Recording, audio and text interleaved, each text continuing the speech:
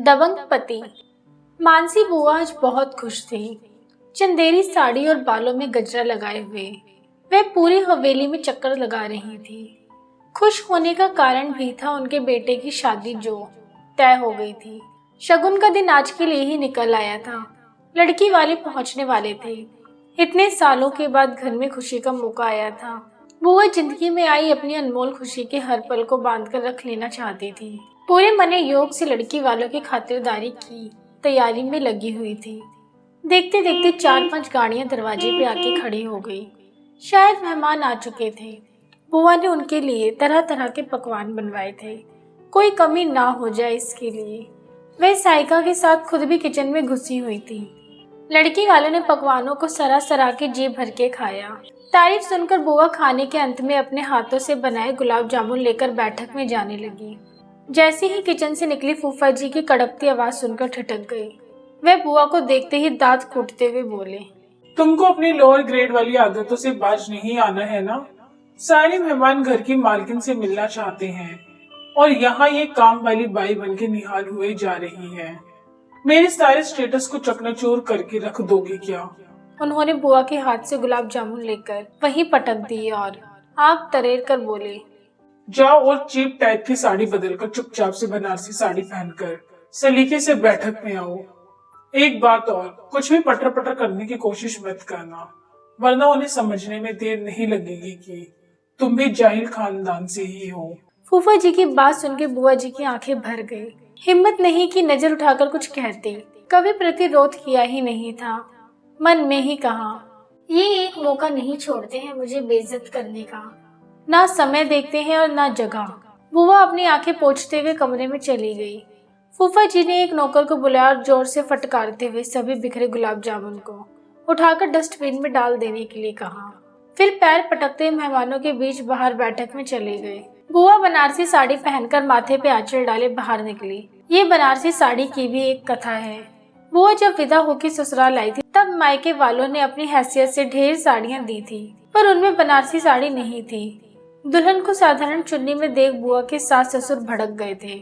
उसी समय बुआ की सास ने फरमान जारी किया, किसी तीज त्योहार के मौके में बुआ के लिए कपड़े नहीं आएंगे और अगर औकात हो तो बनारसी साड़ी ही भेजें। हमारे खानदान की बहुएं हर एक पर्व पर बनारसी साड़ी ही पहनती हैं। बेचारे मायके वाले जितनी उनकी चादर थी उसी में ही सिमट कर रह गए। बेटी को तीज त्योहार में कपड़े भेजना छोड़ दिया। बेटी हजारों में सुंदर थी। सुंदरता ने ही उसे ऐसा घरवर दिलाया था, वरना उनकी हैसियत कहाँ थी जो ऐसा ससुराल ढूंढते। खैर, अब बीती हुई बातों को याद करके मन खराब करने का समय नहीं था। बुआ बैठक में दरवाजे पे पहुंची ही थी कि बेटे ने टोका, ओ माँ, ये क्या लुक बना रखा है? दुल्हन वाले लोग तुम्हें देखने थोड़ी ना आए हैं। अब तुम मदर इन लॉ बनने जा रही हो, थोड़ा सा तो चेंज लाओ अपनी आउटफिट में। बुआ बेटे की बातों पर अंदर तक झेप गई, लेकिन क्या कहते। बेटा भी तो पिता के नक्शे कदम पे चल पड़ा था। उससे बहस करना व्यर्थ था। बबूल के पेड़ पे आम फलने की उम्मीद करना बेकार था।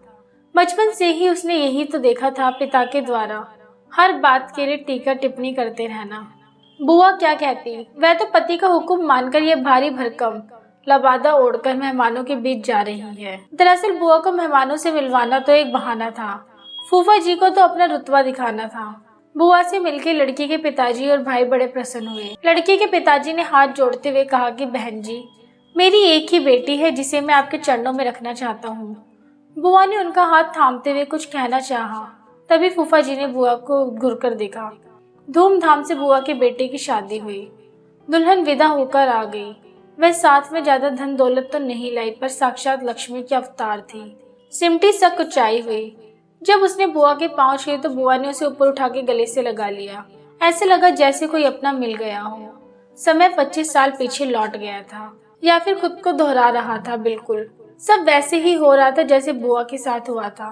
अंतर बस इतना था कि बुआ के ससुराल वालों ने पराया समझा था, जबकि बुआ को बहू अपनी बेटी लग रही थी। फूफा जी के तेवर में कोई बदलाव नहीं आया था।